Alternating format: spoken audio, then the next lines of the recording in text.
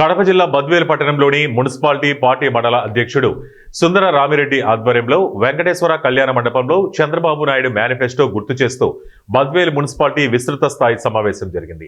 ఈ సమావేశానికి ముఖ్య అతిథిగా నియోజకవర్గ ఇన్ఛార్జ్ మరియు MLC DC Govinda Reddy, MLA Sudhamma, రాష్ట్ర విద్యార్థి విభాగం ప్రధాన కార్యదర్శి రేవసాని ఆదిత్యారెడ్డి పాల్గొని అనంతరం దివంగత నేత రాజశేఖర రెడ్డి చిత్రపటానికి పూలమాల వేసి ఘన నివాళులర్పించారు. అనంతరం మాట్లాడుతూ ప్రస్తుత చంద్రబాబు ప్రభుత్వానికి ప్రజలు ప్రశ్నలు అడగాల్సిన సమయం వచ్చేసింది. ఎన్నికల ముందు ఇచ్చిన హామీలు ఎంతవరకు అమలయ్యాయో స్వయంగా ప్రజల ముందుకు వచ్చి సమాధానం చెప్పాల్సినప్పుడు అవసరం టీడీపీ నేతలకు ఉంది. ఒకవైపు తల్లికి వందనం, ఉచిత గ్యాస్ వంటి హామీలు ఇప్పటికీ పూర్తి స్థాయిలో అమలు కాకపోగా మరోవైపు ప్రతి రైతుకు 20,000 చొప్పున ఇవ్వాలన్న హామీ వాయిదాలతో ఉందన్నారు.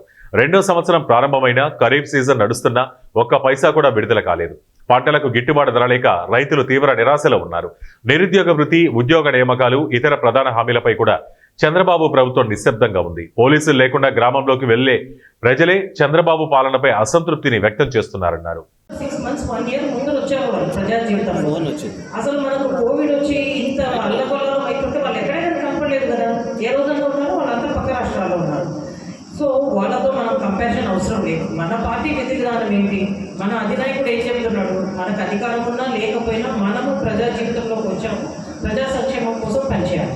సో జగనన్న ఇస్తున్న ఈ ప్రతి కార్యక్రమం ఏదైతే ఉందో మనం కరెక్ట్గా మనం చేసుకుంటూ పోతే డెఫినెట్గా మంచి రిజల్ట్స్ ఉంటాయి. ఈరోజు ప్రజలు ఈ కూటమి ప్రభుత్వం అధికారంలోకి ఎలా వచ్చింది మనందరికీ తెలుసు. వాళ్ళు మోసపూరితమైన వాగ్దానాలు చేశారు. ఆ రోజు అధికారంలో ఉన్నప్పుడు కూడా జగనన్న నెత్తి నోరు బాధతో చెప్పినాడు, వీళ్ళు ఈ ప్రజలంతా మోసపోతున్నారు, జగన్ పొలావ్ పెడతాడు, వాళ్ళు బిర్యానీ పెడతారని ఆశపడతారు, రెండు పోతాయి వీళ్ళకి తెలియడం లేదు. కానీ ఈరోజు కరెక్ట్గా అదే జరిగింది.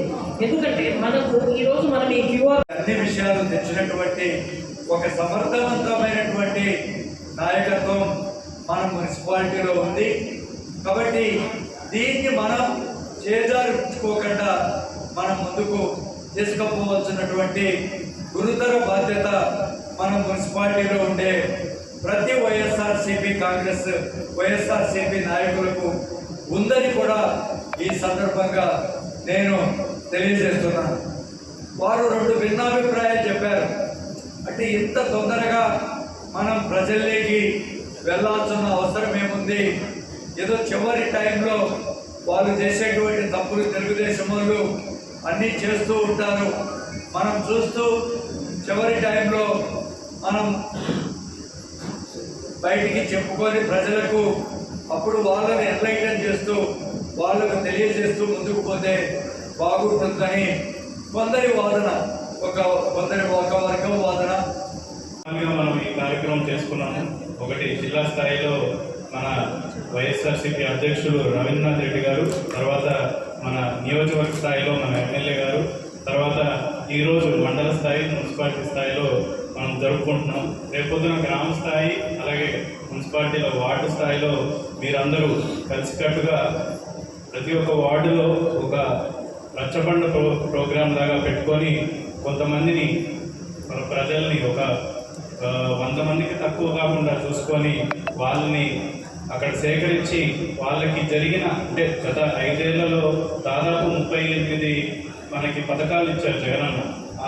అవన్నీ వీళ్ళందరూ నష్టపోతున్నారు. అలాగే ఇప్పుడు సూపర్ 7 అని చంద్రబాబు పెట్టిన ఈ పథకాలు ఏది రావటం లేదు. దానికి తోడు 148 పథకాలు కూడా చెప్పాడు ఆయన. ఇవన్నీ ఏది రావట్లేదు. సో ప్రజలకి ఇవన్నీ వాళ్ళకి ఎంత నష్టపోతున్నారు ఆర్థికంగా. వాళ్ళు ఒకప్పుడు ఎంత బాగా డబ్బులు వచ్చేవి వాళ్ళకి ప్రతి